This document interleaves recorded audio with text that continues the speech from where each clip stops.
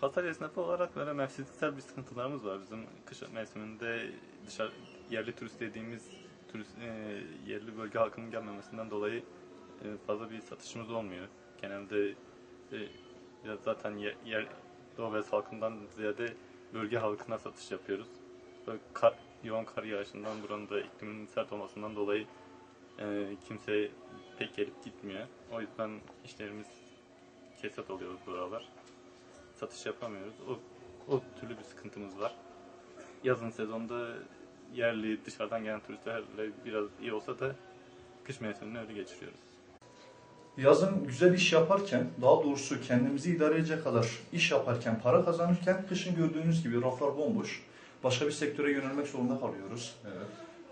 Kış şartlarının çetin geçmesi, yolların kapalı olması, Ağrı, İsa Paşa Sarayı gibi doğal güzelliklerimizin olmasına rağmen bunları kullanamamamız bize farklı bir şekilde yansıyor.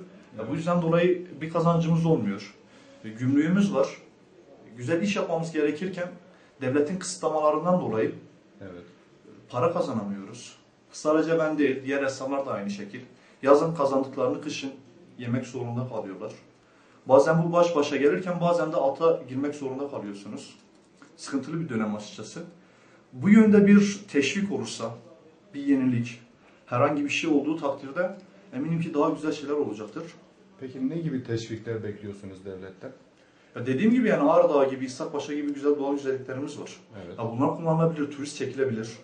Yollarımız kapalı, köyden gelecek halk var, gelemiyor buraya. Erzak alımı olmuyor. Zaten biz burada Doğu Beyazıt halkına açıkçası hitap etmiyoruz. Evet. Yani Hindistan'dan gelen, Pakistan'dan gelen, Çin'den gelen hediyelik eşyalarımız falan var. Bunları dışarıdan gelen turistlere satmamız gerekirken bu yönde bir teşvik olmadığı için, turistlerin gelimi olmadığından dolayı mallarımız elimizde kalıyor. Bu da değer kaybına neden oluyor.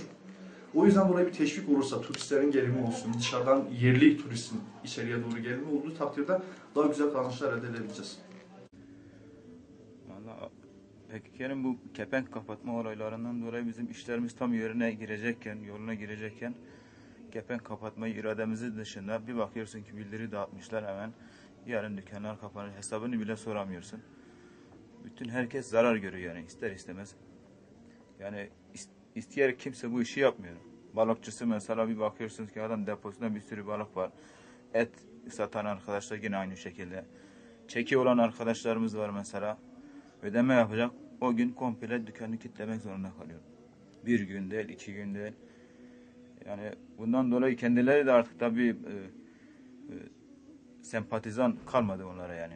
Onların arkasında yürüyecek kimse de yok. Yürüyüş yapacak mesela o kepenk kapatma yaptığı günde. Arkasında 2-3 tane çocuk tek sokağın ortasında dolaşıyor. Bundan dolayı yani herkes muzdarip bu konuda. Zarar görüyor. İnşallah bu durum biraz daha da düzelir yani.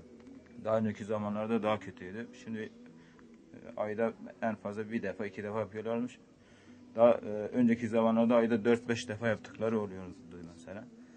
İnşallah düzelir bundan sonraki şeyleri düzene girer inşallah. Anladım.